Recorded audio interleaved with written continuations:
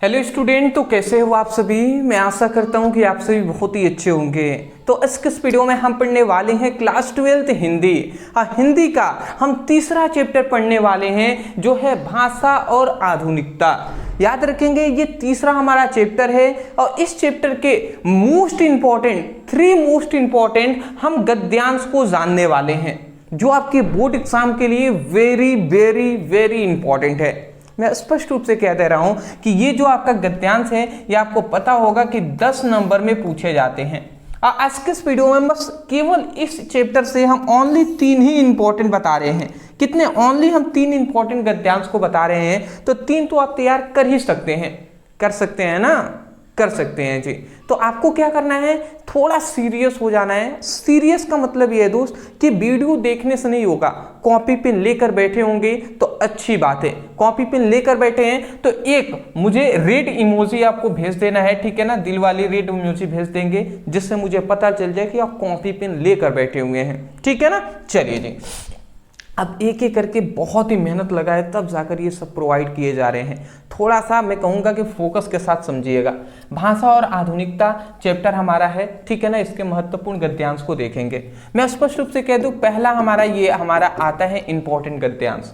देखिए, गद्यांश का मतलब आप जानते होंगे। क्या जानते हैं दोस्त? कि एक पैराग्राफ आपको देगा, उसके नीचे आपको 5 क्वेश्चन देंगे।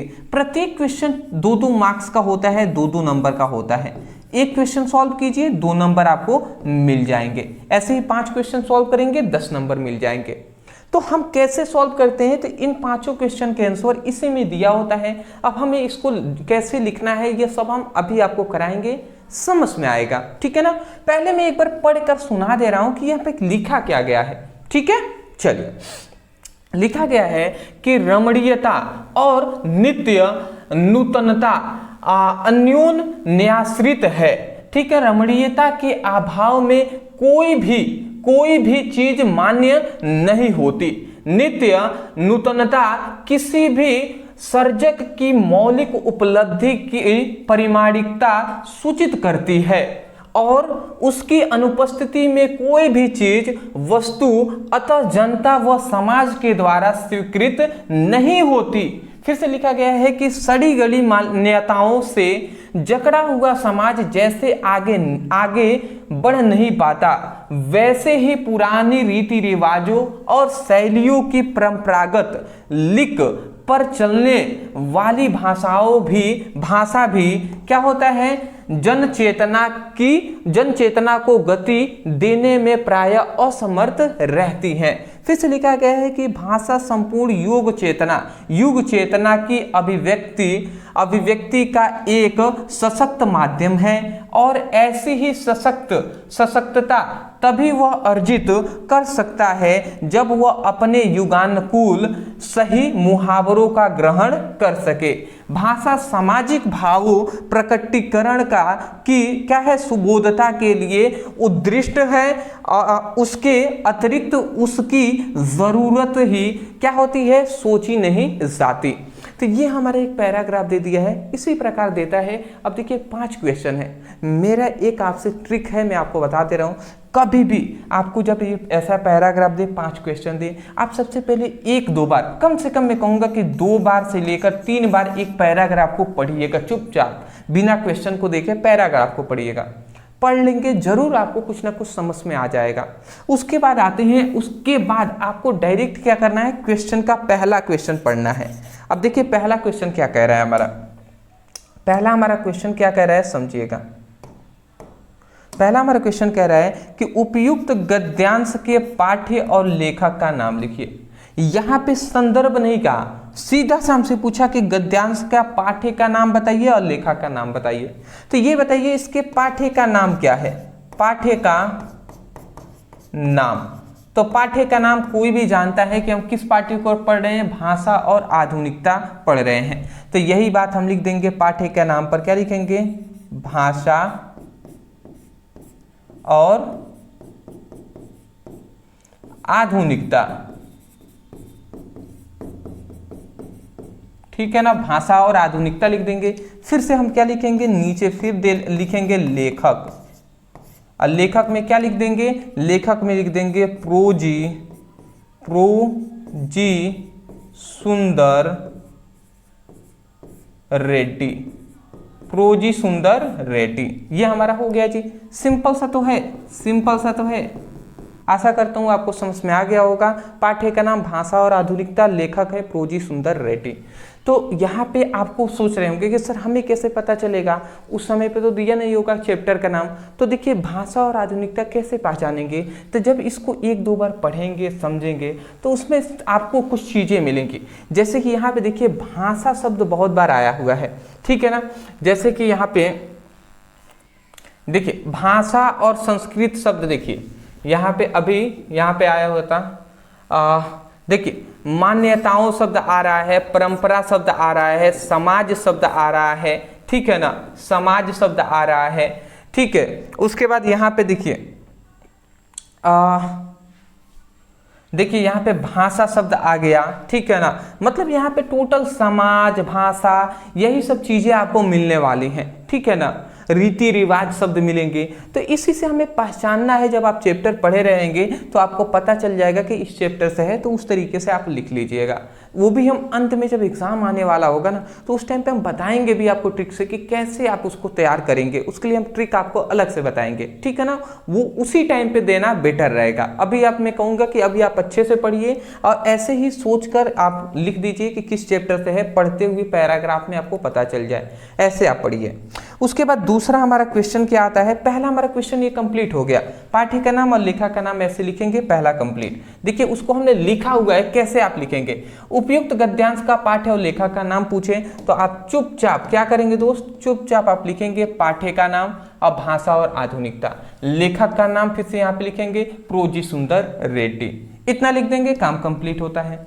दूसरा हमारा क्वेश्चन आता है रेखांकित अंशों की व्याख्या करें। अब यहाँ पे रेखांकित अंश है, देखिए यहाँ पे एक रेखा द्वारा यहाँ तक दर्शाया गया है, फिर यहाँ से लेकर यहाँ तक दर्शाया गया है। तो दो यहाँ पे, एक ये प्राथमिक रेखांकित अंश है और यहाँ पे ये द्वितीयक रेखांकित अंश है। तो पहले हम इसको बताते हैं कि इसका मतलब क्या है।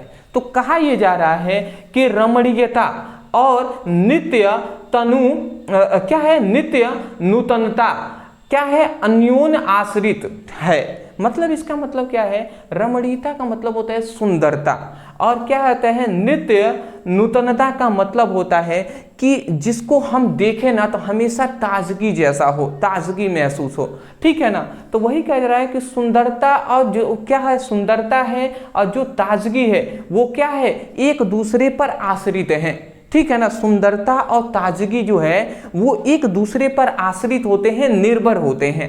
फिर से यहाँ पे यही कह रहा है कि रमणीयता मतलब सुंदरता के अभाव में, रमणीयता मतलब सुंदरता के अभाव में कोई भी चीज मान्य नहीं होती।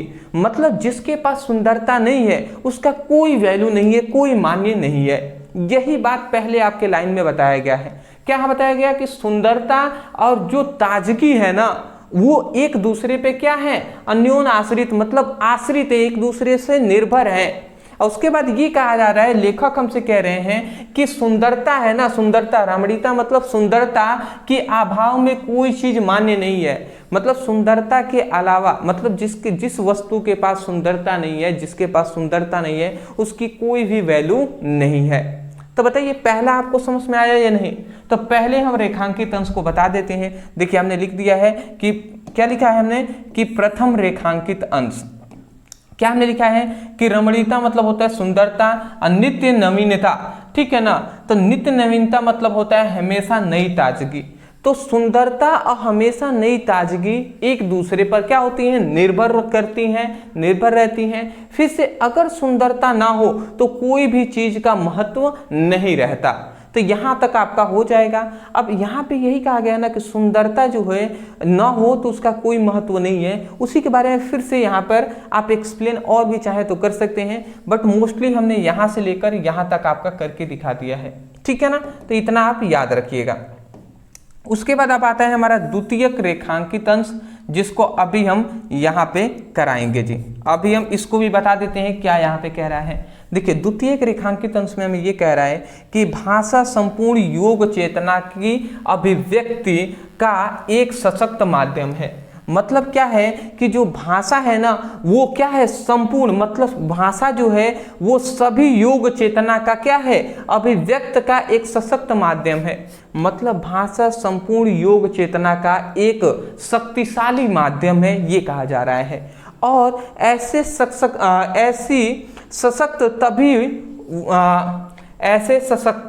सशक्तता तभी वह अर्जित कर सकता है जब वह अपने युगानुकूल सही मुहावरों का ग्रहण कर सके।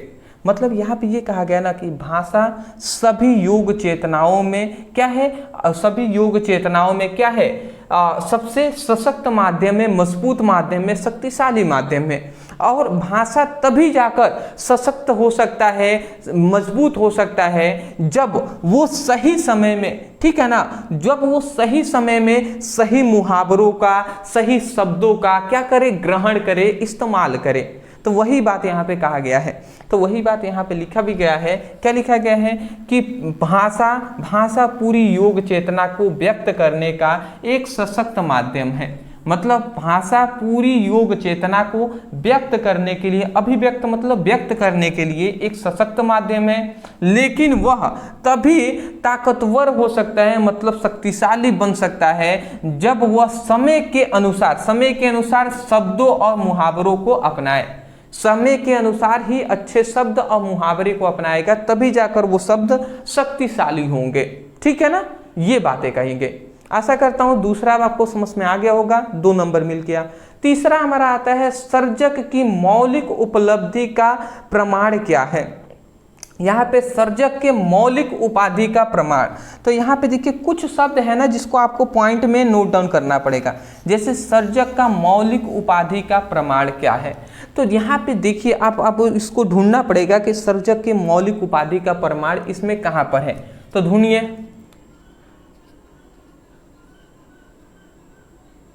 देखिए यहाँ पे लिखा गया है, देखिए यहाँ पे आ गया शब्द सर्जक के मौलिक उपाधि का प्रमाणिकता। तो यहाँ पे कह रहा है सर्जक की मौलिक उपलब्धि का प्रमाण क्या है। तो यहाँ पे यह लिखा गया है नित्य नूतनता किसी भी सर्जक की मौलिक उपलब्धि का क्या है, प्रमाणित सूचित करता है। मतलब यहाँ से आप लिख के और यहाँ तक आप चुपचाप ये आप आंसर किसका लिख सकते हैं, तीसरे का आप लिख सकते हैं। तीसरे का आंसर यहाँ से लेकर यहाँ तक लिख देंगे, काम कंप्लीट हो गया। या इसी को मतलब क्या होता है कि हमेशा जो ताजगी होता है, तो इसी को हम ऐसे भी लिख सकते हैं कि सर्जक की मौलिक उपाधि का प्रमाण क्या है। तो इसको हमने लिखा है सर्जक की मौलिक उपाधि का प्रमाण उसकी रचना में नित्य नवीनता। नित्य नवीनता का मतलब ये होता है हमेशा कुछ नया और ताजगी होना। ठीक है ना, ताजगी होना है। मतलब सिंपल सी बात है, सर्जक की मौलिक उपाधि का प्रमाण उसकी रचना में नित्य नवीनता है। और नित्य नवीनता का मतलब होता है हमेशा कुछ नया और ताजगी होना। ठीक है ना, तो ये आपको लिखना पड़ेगा। या जैसे अगर ये ना समझ में आए तो आप चुपचाप यहाँ से लेकर यहाँ तक लिख देंगे, काम कंप्लीट, 2 नंबर मिल जाएंगे। ठीक है ना, ये सब आपके लिए इंपॉर्टेंट है। अगला हमारा आता है इंपॉर्टेंट कि किससे जकड़ा हुआ समाज आगे नहीं बढ़ पाता। देखिए यहाँ पे शब्द आया ना कि किससे जकड़ा हुआ समाज आगे नहीं बढ़ पाता। तो यहाँ पे देखिए जकड़ा हुआ समाज अभी आपको मिला था। देखिए यहाँ पे देखेंगे आप कि जकड़ा हुआ, तो इससे थोड़ा सा पहले आते हैं कि सड़ी गली मान्यताओं से जकड़ा हुआ समाज कभी आगे नहीं बढ़ पाता। ठीक है ना, तो यहाँ तक आपका हो गया। किसका, कैसी, तो जो सड़ी गली क्या होती हैं, परंपराएं होती हैं, परंपरागत लिंग को क्या कर सकते हैं, चलाने पर वो क्या होता है, मतलब सड़ी गली मान्यताओं से जकड़ा हुआ जो समाज होता है वो आगे नहीं बढ़ पाता। तो ये हमारा 4th नंबर का हो जाएगा जी, 4th नंबर का। या तो ऐसे लिखते हैं या इसी को हमने अच्छे से लिखा हुआ है कि सड़ी गली और ऋण मान्यताओं, ऋण मतलब कठिन मान्यताओं से जकड़ा हुआ समाज आगे नहीं बढ़ पाता। सिंपल सा तो है। फिर से अगला हमारा आते हैं जो है कि रमणीयता और उद्दृष्ट का शब्द का अर्थ बताइए। रमणीयता मतलब होता है सुंदरता और उद्दृष्ट मतलब क्या होता है, उद्देश्य, उद्देश्य होता है जी, उनका क्या उद्देश्य है। तो यहाँ पे रमणीयता का मतलब सुंदरता है या आकर्षण कह सकते हैं, और क्या है उद्दृष्ट मतलब होता है लक्ष्य, टारगेट या उद्देश्य भी हम कह सकते हैं, क्या उद्देश्य है, ठीक है ना। तो ये है आपका पैराग्राफ का आंसर जो कि हमने यहाँ पर लिखा हुआ है। पहले आप इसको आंसर को पहले स्क्रीनशॉट ले लें, ले लिए, चलिए इसको भी आप ले लीजिए, उत्तर इंपॉर्टेंट है। हाँ जी, चलिए देखिए थोड़ा सा समय लग रहा होगा, मैं जानता हूँ, कोई बात नहीं, समय लगने दीजिए, आप समय अच्छे जगह पर दे रहे हैं, अच्छे से समझिए। ये सभी इंपॉर्टेंट है इसीलिए हम करा रहे हैं, ये ऐसे ही आपको नहीं मिले, कितना मेहनत किया गया वो मैं जानता हूँ, तब जाकर ये आपको अपन मतलब आधे घंटे की वीडियो आपको प्रोवाइड की जा रही हैं बहुत मेहनत के बाद। तो थोड़ा सा मैं एक ही चीज़ कहूँगा कि चैनल पे नहीं होंगे तो चैनल को सब्सक्राइब ज़रूर कीजिएगा दोस्त, ठीक है ना, सब्सक्राइब ज़रूर कीजिएगा, आपसे रिक्वेस्ट में कर रहा हूँ।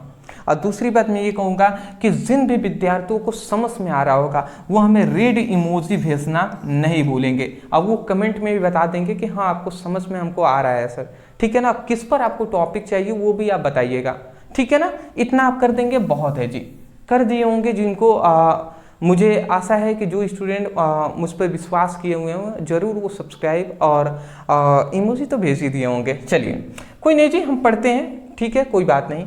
अगला हमारा आता है भाषा स्वयं संस्कृति का एक अटूट अंश है, अंग है, ठीक है ना। संस्कृति परंपरा से निशस्त्र होने पर भी क्या होता है, परिवर्तनशील और गतिशील है। उसकी गति विज्ञान की प्रगति के साथ जोड़ी जाती है। वैज्ञानिक आविष्कारकों के प्रभावों के कारण उत्पन्न नई सांस्कृतिक हलचलों को शाब्दिक रूप देने के लिए भाषा के परंपरागत प्रयोग पर्याप्त नहीं है। इसके लिए नए प्रयोगों की, नई भाव योजनाओं को व्यक्त करने के लिए नए शब्दों की खोज की क्या है, महत्व आवश्यकता है। तो ये एक हमारा पैराग्राफ है जी। मैंने कहा ना कि एक दो बार सबसे पहले पैराग्राफ पढ़िएगा, उसके पढ़ने के बाद 3 से 5 क्वेश्चन दिए गए होंगे, प्रत्येक 2-2 नंबर का है। अब सीधे डायरेक्ट आपको क्वेश्चन पढ़ना है। सबसे पहले उपयुक्त गद्यांश का देखिए, पाठ्य का नाम और लेखक का नाम पूछ रहा है। तो आपको यहाँ पे पढ़ेंगे ना तो देखिए पहला ही शब्द हमारा भाषा आ गया, ठीक है ना, दूसरा ही शब्द संस्कृत आ गया, संस्कृत आ गया। तो इससे हमें पता ये चलता है दोस्त कि ये भाषा और आधुनिकता चैप्टर से लिया गया है, ठीक है ना। तो हम चुपचाप पाठ्य का नाम लिखेंगे, ठीक है ना, ऐसे ही आप लिख देंगे कि पाठ्य का नाम भाषा और आधुनिकता, लेखक का नाम प्रोजी सुंदर रेड्डी। तो बताइए ये 2 नंबर आपका क्लियर हुआ कि नहीं। तो ये 2 नंबर पहले आपको मिल जाएगा। फिर दूसरा हमारा आता है रेखांकित अंशों की व्याख्या कीजिए। अब 2 नंबर का है जी रेखांकित अंशों की व्याख्या। यहाँ पे क्या है वो हम आपको बता देते हैं, समझिएगा। चलिए यहाँ पे ये कह रहा है कि वैज्ञानिक आविष्कारकों के प्रभाव के कारण उत्पन्न नई सांस्कृतिक हलचलों को शाब्दिक रूप देने के लिए भाषाओं के परंपरागत प्रयोग पर्याप्त नहीं है। मतलब यहाँ पे ये कह रहा है कि ना वैज्ञानिक जो आविष्कार होते हैं, खोज होते हैं, उनके प्रभावों के कारण नई जो सांस्कृतिक हलचलें हैं, ठीक है ना, उनके शाब्दिक रूप देने के लिए, मतलब एक अच्छा रूप देने के लिए क्या है, देने के लिए भाषाओं को परंपरागत प्रयोग पर्याप्त नहीं है, मतलब एक अच्छा शब्द प्रयोग नहीं है। देखिए यहाँ पे सब कुछ हमने लिखा हुआ है। देखिए क्या लिखा गया है, वैज्ञानिक खोज और आविष्कारकों से समाज में नई नई सांस्कृतिक गतिविधियों से उत्पन्न होती हैं। इन नई परिस्थितियों और विचारों को शब्दों में प्रकट करने के लिए केवल पुराने शब्द पर्याप्त नहीं है। मतलब सिंपल सी बात है, वैज्ञानिक खोजों और आविष्कारकों से समाज में नई सांस्कृतिक गतिविधियां उत्पन्न होती हैं। ये यहाँ से लेकर यहाँ तक जानते हैं कितना का है, यहाँ से यही है, वैज्ञानिक आविष्कारकों के प्रभावों के कारण नई सांस्कृतिक हलचलों तक ये आपका है, यहीं तक है जी, यहीं तक का आपका यही है कि जो वैज्ञानिक है, वैज्ञानिकों का जो आविष्कार है ना, उसके प्रभाव के कारण जो उत्पन्न हमारा क्या है, जो वैज्ञानिक खोज और आविष्कारकों के कारण जो समाज में नई नई सांस्कृतिक गतिविधियां उत्पन्न होती हैं। फिर से यहाँ पे लिखा गया इन नई परिस्थितियों और विचारों को शब्दों में प्रकट करने के लिए केवल पुराने शब्द पर्याप्त नहीं है। मतलब वही बात यहाँ पे इसी का मतलब बताया गया है कि यहाँ पे कह रहा है कि नई सांस्कृतिक हलचलों को शाब्दिक रूप देने के लिए शब्दों के परंपरागत प्रयोग पर्याप्त नहीं है। मतलब नए नए शब्दों को देने के लिए हमारे पास जो पुराने शब्द है वो पर्याप्त नहीं है। फिर से लिखा गया है इसके लिए नए प्रयोगों की नई भाव योजनाओं को व्यक्त करने के लिए नए शब्दों की खोज की महत्वपूर्ण आवश्यकता है। मतलब अगर हमें क्या करेंगे, नए प्रयोगों के लिए, नए शब्दों के लिए हमें क्या करना पड़ेगा, नए शब्दों के लिए भाव योजनाओं को व्यक्त करने के लिए हमें नए शब्दों की खोज करना पड़ेगा। तो यही बात यहाँ पे लिखा भी गया है। क्या लिखा गया है, यहाँ पे लिखा गया है कि इसलिए भाषाओं में नए शब्दों और प्रयोगों की आवश्यकता पड़ती है ताकि बदलते समय की मांग पूरी हो सके। देखिए एक दो बार आप पढ़ेंगे ना ये सब आपको समझ में आ जाएगा। संस्कृत में कुछ यहाँ पे ज़्यादा शब्द ये होते हैं जिसको आपको पढ़ने में थोड़ा कठिनाइयाँ हो सकती हैं, बट कोई नहीं दोस्त, मैं यही कहूँगा आपको हम ये सब प्रोवाइड कर रहे हैं। हो सकता है बहुत सारे स्टूडेंट हैं जिनको थोड़ा बहुत मतलब इसको अनुवाद करने उनको अच्छे तरीके से ना आए। देखिए इसका मतलब मैं स्पष्ट रूप से कह दे रहा हूँ, जो ये लिखा गया है ना इसमें थोड़ा बहुत ही आपको चेंज करना होता है, ठीक है ना। थोड़ा बहुत चेंज करके आप लिख देंगे ना आपको फुल नंबर मिलेंगे, इसके मैं गारंटी लेता हूँ, ठीक है ना। थोड़ा बहुत इसमें चेंज करके आपको लिख देना है। अब कुछ भी ना है ना तो थोड़ा चेंज करके यहाँ से लेकर यहाँ तक आप लिख दीजिएगा तब भी मिल जाएंगे। या सबसे बेटर है कि मैं आपको कह रहा हूँ कि ये 2 लाइन आप तैयार भी तो कर सकते हैं, याद भी कर सकते हैं, इसीलिए तो हम यहाँ पे लिखवाए हुए हैं अच्छे तरीके से, तो याद कर लीजिएगा, ठीक है ना। चलिए अगला हमारा आता है कि प्रस्तुत अवतरण, ठीक है ना। प्रस्तुत अवतरण के माध्यम से लेखक ने किस बातों पर बल दिया है। मतलब यहाँ पे कह रहा है कि प्रस्तुत ये जो गद्यांश है ना इसके माध्यम से लेखक ने किस बातों पर क्या किया है, बातों पर बल दिया है। तो यहाँ पे किस बातों पर उन्होंने बल दिया है, तो यहाँ पे लिखा भी गया है कि लेखक ने इस बातों पर बल दिया है कि भाषा को समय और विज्ञान के प्रगति के अनुसार बदलना और नए शब्दों को अपनाना जरूरी है, ठीक है ना। ये बात कह ही रहे हैं कि लेखक कि समय के अनुसार नए शब्दों को, नई तकनीकियों को अपनाना क्या है, आवश्यक है। तो ये याद कर लेंगे, इंपॉर्टेंट है जी। अगला आता है संस्कृत का एक अटूट अंग क्या है। तो संस्कृत का एक अटूट अंग क्या है, तो देखिए भाषा स्वयं संस्कृत का एक अटूट अंग है। तो यहाँ से ही लेकर यहाँ तक हमारा क्या हो जाएगा, इसका आंसर हो जाएगा कि यहाँ पे क्या रहा है ना, संस्कृत का एक अटूट अंग क्या है, तो वो क्या है, भाषा है। तो भाषा संस्कृत का एक अटूट अंग है, तो ये लिखा गया भाषा संस्कृत का एक अटूट अंग है, ठीक है ना। फिर से यहाँ पे लिखा गया है कि किसकी गतिविधि, मतलब किसकी गति विज्ञान की प्रगति के साथ जोड़ी जाती है। तो किसकी प्रगति, विज्ञान के प्रगति, मतलब किसकी गति विज्ञान के प्रगति के साथ जोड़ी जाती है।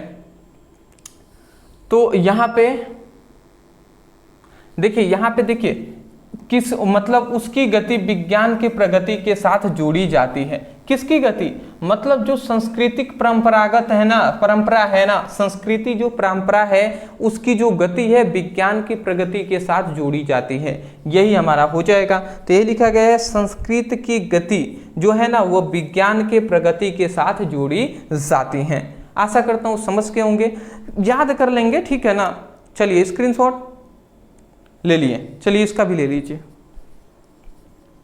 हाँ जी, देखिए लगभग हम इसीलिए आपको ये सब लिखवाए, इसीलिए हमने ये सब कुछ समय देकर एक एक करके अच्छे से लिखा हुआ है, जिससे प्रत्येक स्टूडेंट जिनको थोड़ी दिक्कत आती है वो इसको याद कर लेंगे। अभी बहुत समय है, आप याद कर सकते हैं, ठीक है ना। चलिए अगला हमारा आता है तीसरा। इन्वर्टर मेरा डिस्चार्ज हो रहा है, थोड़ा मैं फास्ट चलूंगा जी, थोड़ा मैं फास्ट चलूंगा। देखिए यहाँ पे लिखा गया है भाषा की साधारण इकाई शब्द है। शब्द के अभाव में भाषा का अस्तित्व ही दुरुद्ध है। ठीक है ना।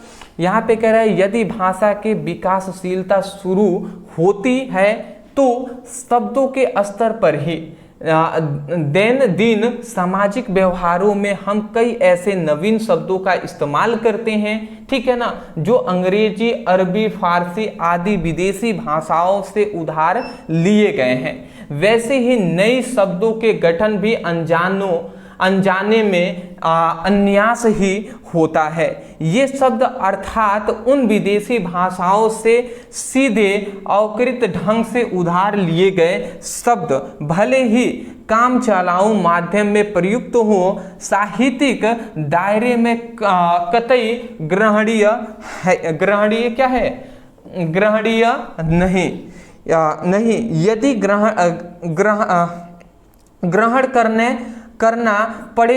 ग्रहण करना पड़े तो उन शब्दों के मूल प्रकृति के अनुरूप साहित्यिक शुद्धता प्रदान करनी पड़ती।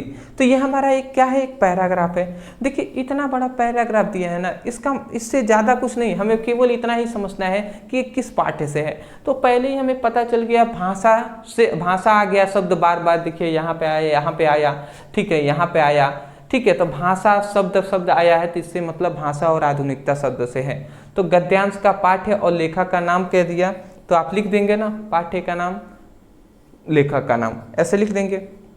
फिर दूसरा आता है रेखांकित अंशों की व्याख्या।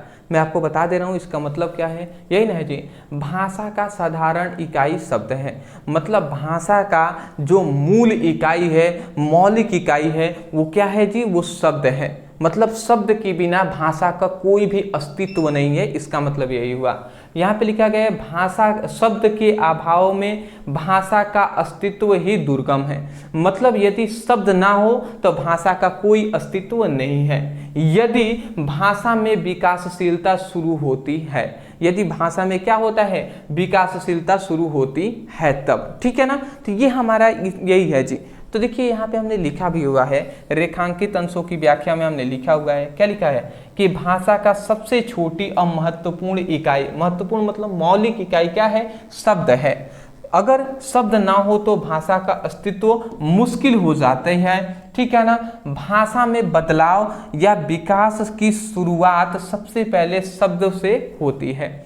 भाषा में यदि बदलाव करना है तो सबसे पहले उसके शब्दों में बदलाव करना पड़ेगा। तो ये हमारा पैराग्राफ का रेखांकित अंश हो गया। कुछ ना है ना, थोड़ा बहुत इसमें चेंज करके आप लिख देंगे, ठीक है ना, थोड़ा बहुत चेंज कर लिख देंगे। रेखांकित अंशों की व्याख्या में आपको 2 नंबर मिल जाएगा दोस्त, टेंशन ना लें आप, ठीक है ना। तीसरा हमारा जो क्वेश्चन आता है कि भाषा का विकासशीलता कैसे शुरू होती है। तो देखिए भाषा की विकासशीलता कैसे शुरू होती है, तो यहाँ पे लिखा गया है कि भाषा में विकासशीलता शुरू होती है, कब शुरू होती है जी, तो शब्दों के स्तर पर नहीं। मतलब यहाँ पे भाषा की विकासशीलता शुरू होती है। तो यहाँ पे क्या लिखा गया है कि भाषा की विकासशीलता शब्दों के स्तर पर शुरू होती है। मतलब शब्दों के स्तर पर शुरू होती हैं जी, किसके, यहाँ पे लिखा गया भाषा की विकासशीलता शुरू होती है तो शब्दों के स्तर पर ही, शब्दों के स्तर पर ही कहा गया है। मतलब शब्दों के स्तर पर ही भाषा की विकासशीलता शुरू होती है, ठीक है ना। तो यहाँ से लेकर आप यहाँ तक लिख दें, या ये लिख दें कि शब्दों के स्तर पर ही भाषा की विकासशीलता शुरू होती है, ऐसे लिख सकते हैं। फिर से अगला हमारा कहता है कि अवकृत ढंग और मूल प्राकृतिक का क्या आशय है। अब यहाँ पे अवकृत ढंग यहाँ पे शब्द आया होगा और मूल प्राकृतिक शब्द आया है, आप ढूंढ लीजिए यहाँ पे। इसका मतलब हमसे पूछा जा रहा है क्या है, तो अवकृत ढंग का मतलब है बिना बदले हुए, जैसे मूल रूप में हो, ठीक है ना। ये आपका मतलब हो गया। ये भी है क्या है, ये लिखते हैं। अब मूल प्राकृतिक का मतलब है भाषा में अपना स्वभाव, ठीक है ना, या रूप और नियम, इसका मतलब है जी मूल प्राकृतिक का मतलब। आशा करता हूँ आप इसको याद कर लेंगे। अगला हमारा आता है किसके अभाव में भाषा का अस्तित्व दुर्गम है। तो किसके अभाव में भाषा का अस्तित्व दुर्गम है? शब्द के अभाव में। यहाँ पे लिखा गया है कि भाषा का साधारण इकाई शब्द है। शब्द के अभाव में भाषा का अस्तित्व दुर्गम है। तो यहाँ पे कह रहे किसके अभाव में भाषा का अस्तित्व दुर्गम है, तो वो क्या है? वो हमारा शब्द है जी। क्या है? शब्द है। तो यहाँ पे हमने लिख दिया है कि शब्दों के अभाव में भाषा का अस्तित्व क्या है? दुर्गम है। क्या है जी? दुर्गम है। तो मैं आशा करता हूँ कि आपको समझ में आ गई होंगी। सबसे पहले ना आप स्क्रीनशॉट ले लें, ठीक है ना? ले लीजिए, इसको भी ले लीजिए, ठीक है जी, ठीक है। तो मैं आशा करता हूँ कि आपको हमने इतने मेहनत करके आपको बताया है, आपको समझ में जरूर आए होंगे। देखिए कुछ चीज़ें होती हैं जो आपको अच्छे तरीके से नहीं समझ में आती हैं। क्यों नहीं आती? इसका कारण ये है दोस्त कि हमने क्लास 11th में, क्लास 10th में उतना फोकस किया ही नहीं। सीधे क्लास 12th में हम पढ़ाई कर रहे हैं ज़्यादातर हिंदी पर भी, कि हिंदी में हमारा अच्छा नंबर आ जाए। तो इसके लिए थोड़ी कठिन शब्द मिलेंगे, थोड़ा कम समझ में आएगा, बट आपको कंसिस्टेंटली पढ़ाई करना है, बार बार प्रैक्टिस करना है, बार बार हिंदी को आप पढ़िए तो आपको समझ में आने लगेंगे। कुछ ना समझ में आए तो उसको याद करने का भी प्रयास करें, मैं यही कहूँगा। अदरवाइज मैं यही कहूँगा कि आपको समझ में आए होंगे तो वीडियो को लाइक करने के साथ साथ एक कमेंट सेक्शन में आपको दिल वाली इमोजी ज़रूर भेजना है, रेड में, ठीक है ना? रेड में आपको। अदरवाइज मैं कहूँगा डिस्क्रिप्शन बॉक्स में लिंक है, आप जाइए वहाँ से क्लिक करके अपनी फिजिक्स की, केमिस्ट्री का, हिंदी का, इंग्लिश की पढ़ाई कीजिए, ठीक है ना? अगर आपको ज़्यादा पसंद आया है तो वीडियो को शेयर भी कर दीजिएगा और चैनल पर नए होंगे सब्सक्राइब कर ही देंगे, ठीक है ना? Thank you so much for watching this video. Thank you.